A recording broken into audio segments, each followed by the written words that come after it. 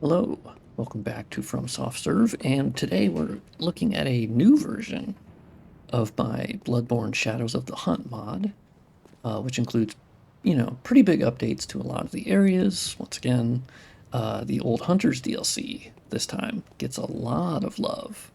I'm not done with the hamlet, or fishing hamlet yet, but it does include new point lights for the research hall and Hunter's Nightmare, and baked shadows removed, and bug fixes for a lot of different areas, and more gparam tweaks. But what I want to talk about today is how I used Elden Ring to fix one of the biggest glitches, or well, not glitch, but artifacting that happens in my mod, and has been happening in my mod since the beginning. Because my mod, the biggest feature, and why I named it the way that I named it, or at least in the recent rename, is dynamic shadows for the whole world, which is what you can see here and everywhere. Everything is casting a dynamic shadow, which you might be wondering, well, why would you do that? Well, essentially they're higher resolution than the baked shadows. And then I removed them, and then that removed all the personality from the game. So then, after many different methods, I found the best way is to actually edit the light map itself for every single surface, which there are thousands, and basically modify that to only strip out the baked shadows, but keep everything else that's part of the light map, like if there was any baked AO or GI or any of that type of stuff. But you can already see on screen what the issue is. There are flickering shadow artifacts that happen on, I would say, 10 to 15% of surfaces. That's obviously just a complete guess at this point, but that's my best estimate from playing the game. You can see it on a lot of different things, like these bags here, and then even on this little tower over here, you can see the shadows just flicker. And Bloodborne was obviously never set up with this in mind, with dynamic shadows for the whole world. FromSoft moved to that with Sekiro. And then, of course, they continued that with Elden Ring and Armored Core. And it's not to say they don't use any baked lighting at all. They do. There can be exceptions, but primarily they do dynamic only. Elden Ring, it made the most sense because if they were to do light maps for Elden Ring, it would be like 3 times the size. Also, they have a time of day system, which you literally can't use baked shadows or baked lighting with a moving time of day that actively moves, because, well, the shadows need to move with the sun, right? So that's just logical. Sekiro, I guess, could have, in the sense that, like, you could have different, like just how Bloodborne does, where there's different times of day based upon the events that you do in the game. So you can, and so that's what Bloodborne did. They just had different bakes for the different times of day. But I've been trying to fix this flickering issue for a long time. At first, I thought it was a two-sided or two-face, or like the back-face culling. I thought it was some back-face culling related issue because I've been disabling the back-face culling, which essentially, when you're looking at a mesh, the back faces of any of the sides, they would just cull that, so then they could save on performance because no one was seeing it anyway, and no shadows were being cast. So it wasn't the problem of like shadows going through it. So obviously, by enabling dynamic shadows, I ran into a lot of that. But anyway, it wasn't that, and I'll show you how I fixed it. It is honestly pretty simple. So first we need to pull up the draw param for the area that we are currently in, which is Central Yarnum, which is 2401. And so we unpack that gparam, and inside there's a gparam file, obviously. We convert that to an XML, or more correctly, I should say that WitchyBND converts it to an XML file. And then we open that up, and basically this is where they store all of the information for the directional light angles, the diffuse color, specular color, and all of those elements. And so usually let's search for shadow, and we will go down to the shadow param that we have here. You can see this is where I have my cascade distances that I've modified myself from their original values, because the original values were set up for only the dynamic shadows functioning on your player, the enemies, and anything that is destructible, because that stuff has to move, so therefore you need a dynamic shadow on that, right? And these were originally only set up for that. So I had to manually go through and figure out what was the best distance for stability and their filtering and pop-in of the shadows. And then I was like, okay, so I started messing around with a lot of the different settings, and nothing was working. And then I thought I had a bit of an epiphany, which happens at like 1 a.m., where I was working on the fishing hamlet. And I was like, you know what? Let me take another look at Elden Ring's visual config files. So if we actually go into Elden Ring here, I have unpacked these files using UXM, and we go into the draw param, and I ended up just looking at the default gparam. This is basically the config file for, it's like the template, essentially. They also have like an M template, but the default one is just like the default settings, it seems, and then they actually have gparams for so many different things. Elden Ring obviously has more than any other because of how many different areas they have and variations and outdoor, indoor, all kinds of crazy stuff.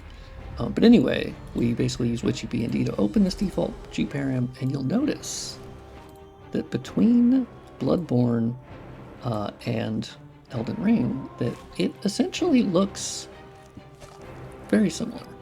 And that's because they're still using the gparam system that started with DS2, essentially, with its filter params, where essentially it's like a config file XML type of thing. And that's where they can control all of this. Presumably they have an actual program that controls all of this, and it spits out this gparam. But we edit it on the back end. We directly edit these through thanks to the modding community that's figured this out. But yeah, you can see essentially Elden Ring makes the change of having the different like times of day, right? And so they actually split them off into different times of day. That's the biggest difference you'll see right off the bat. But if we search for the shadow param, Elden Ring also has a shadow param, because of course it does. And you can see it still uses the shadow angle. Funny thing is, it still has this one funny little mistake, essentially, is that they don't have the S on shadow param on the first one, and then the rest, this one's not capitalized, this one is capitalized, but this first one has no S for some reason. They also have another one for depth of field where it says edge quality instead of quality, so there's little problems like that, but the funny thing, it doesn't affect anything. Of course, they're in quotations, so it's just funny that you can see here they actually still have the Haddo param instead of shadow param. And then you can see this is not capitalized, but this is capitalized. So it's funny how that is still the same a little bit. But anyway, so basically we go and you can see they have their cascade settings. And you can see how the values are so massively different because essentially, well, I'd say it's fairly obvious that Elden Ring is open world, right?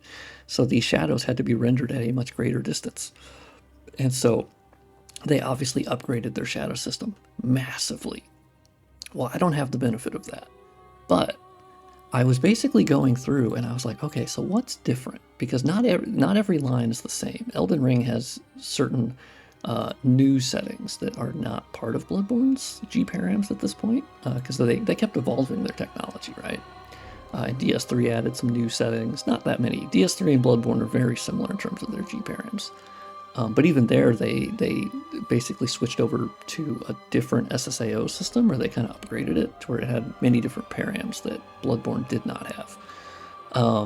And so even the shadow map mode will still say 3, and there's a lot of things that were the same. But so basically, I started going through and I kept messing with stuff, but I got to this setting right here, which is the depth offset, and then the depth offset for the PSM, which I think I was going to say cascade, but it's PSM for something. I don't know. But anyway, I looked over at Elden Ring and I was like, okay, so what's different? And so for Elden Ring, they don't have this secondary PSM option. They just have the first one, which is the depth offset. And you'll notice they have it set to negative 0.001. And I was like, well, surely this individual setting couldn't fix it, right? And then no, it did fix it. I was like, oh shit, okay. And basically, obviously I'm no rendering expert, but it seems like essentially what this depth offset is telling the engine is that you can ignore certain surfaces. And that's what's causing the flickering, right? Is that the game engine's like, oh, do we put a shadow on that? Do we not put a shadow on that? Do we put a shadow on that? Do we not put a shadow on that? And it kind of goes back and forth. And that's my best assumption for what is happening. And it makes sense that Elden Ring, and I'm sure Sekiro has this depth offset as well, because those are the games that use dynamic shadows. And that was sort of my epiphany, where I was like, well, yeah, of course I should be looking at their games that use dynamic shadows for the whole world. They would, of course, have made changes to make it work correctly. And, well, it turns out they absolutely did. And I was like, oh, shit, okay, great. So basically, let's save that depth offset. And in the new version of this mod, version 0.95 that I put out right before recording this video, on Nexus Mods, my Patreon, and YouTube membership, you will get that Google Drive link on the Patreon and being a YouTube member at the $10 level, Bearer of the Curse level. On the community tab, you will get the Google Drive link. I just posted it there. So let's go back to our gparam here, and we have saved it. And then let's hit Witchy B and D, and then, but yeah, in this update, I went through all of these because these are all the levels in Bloodborne. That's what these gparams are. And I went through manually, and I changed that value to negative 0.001. As dumb as that sounds. What is my Chungus life? I don't really know what that means, but that was the feeling I got of like, man, my life is weird. Over here just changing values one at a time until something works. And it's really gratifying though when you figure it out. Because then you're like, oh shit, that was like the biggest bug that was left in my mod as far as like visual artifacting. And now you can see with the depth offset changed, it no longer has that problem. It seems like the engine is going, oh, those bags, we don't need to render shadows on the mesh faces that we thought we had to. And now it correctly renders the shadows behind them, as you would for objects like this, based on all my other shadow param edits that are bespoke. And then you can see it doesn't even do it on this little mesh down here anymore. So that is really what happened. And I don't know, I love that. I love that I can learn things from their future games because they've consistently been evolving their tech over time. And these are the benefits that you get, is you can kind of look and go, oh, okay, so Bloodborne still does this. Like for instance, as I was talking about earlier, I disabled the in-game screen space ambient occlusion because I found it very noisy, and no matter what modifications I made to it, I don't think it looked very good. And I ended up, I changed so many settings with it to try to disable the SSAO. I tried doing it at the MTD level, or material file level. I tried doing it on the Fiverr level. I tried doing it at the gparam level. And it ended up being, in the gparams I could do it, but I actually had to steal the SSAO settings from Dark Souls 3. And by doing that, and then altering those, I was able to disable it. There were no modifications that I seemingly could make to Bloodborne's SSAO setup, specifically, that would disable them. But for some reason, the Dark Souls 3 one, that made it able for me to turn it off, which was fantastic. Oh yeah, I already killed this guy. Ooh, I think we found a little bit of a seam there. Oh, From Software. I had to look at that. Wonder if my parallax is making that worse. But anyway, yes, in the description, you can go down there and check out the mod and download it if you like it. You can also support this mod on Patreon. Future projects, of course, are, returning to Dark Souls Remastered at some point. There will be more updates to the DS2 Second Sin mod, which is powered by DS2 Lighting Engine. And then later this year or early next year, depending on when DS3 Lighting Engine officially comes out, like the full version for modders and players. But once that comes out, I can make a full-on DS3 style visual overhaul, remaster, whatever you want to call it, just like I did for DS2 and the Second Sin mod. So you can expect a lot of the same updates. And that I plan to start later this year or early next year, but it really just depends on when DS3 Lighting Engine comes out. Like, as soon as it comes out, I'll jump straight on that. Because I'm super excited about that mod. And modding with Lighting Engine is so fun. It's my favorite method of modding, frankly. One thing this version also did, that bird is glitching like a motherfucker. Let's see, I should have it in here, actually. Let's see, yes, okay. Oh, I didn't mean to open Photoshop, but screw it, we'll do it on video. So basically in the distance here, this is what it looked like originally. Yeah, okay, I forgot I did end task on Photoshop, so it's now opening up the 500 bajillion light maps that I've been editing. And as you can see, it just keeps counting. Just keeps going. And this is just from one batch of working on them probably last night. So multiply this by at least a couple weeks of doing this now. I've modified hundreds and hundreds and hundreds, and I have to be nearing over 1,000 light maps edited. And it's a very simple edit, but it adds up. So here's how it looked originally. Let me close that real quick so I can get the other one side by side. So this is a low quality distant model that they would use here to render this bridge in Central Yharnam because they were saving on performance, and they were like, okay, so let's just do the low quality version. And that was actually the same for the cobblestone down here. And you can see how the bridge here doesn't really blend in very well. But at a glance, it looks good enough that no one would question it. And you don't even see like the enemies that are over here.